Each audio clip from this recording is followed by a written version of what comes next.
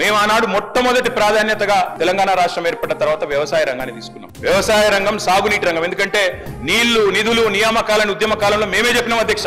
అందుకే నీటి విషయంలో ప్రతి నీటి బొట్టును ఒడిసి పట్టి గోదావరి గాని, కృష్ణ గాని సాగునీటి అందించాలి. ఖచ్చితంగా రైతుల బీళ్లకు ఖచ్చితంగా నీళ్లు ఇవ్వాలని ఒక ఎజెండాతో పనిచేసినాం. ఆ పునర్నిర్మాణ కార్యక్రమం తీసుకున్నాం అధ్యక్ష.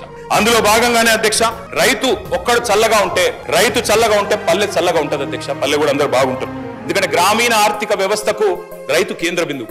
ఆ రైతు బాగుంటే రైతు చుట్టూ అల్లుకున్న అన్ని కుల వృత్తులు బాగుంటాయి అధ్యక్ష. ఆ ఉద్దేశంతోనే వ్యవసాయాన్ని స్థిరీకరించాలనుకున్నాం. మేము రైతు బంధు పెట్టింది ఊరికనే పెట్టలేదు అధ్యక్ష. మా ఉద్దేశం వ్యవసాయ స్థిరీకరణ, వ్యవసాయ స్టెబిలైజేషన్, అగ్రికల్చర్ స్టెబిలైజేషన్. ఆ కార్యక్రమంలోనే చిన్న విప్లవాత్మకమైన కార్యక్రమాలు తీసుకున్నాం అధ్యక్ష.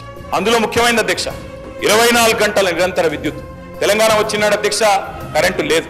తర్వాత మీరు చూసినట్టయితే ఆనాడు దాదాపు పొద్దున 3 గంటలు, రాత్రి 4 గంటల అధ్యక్ష కరెంటు.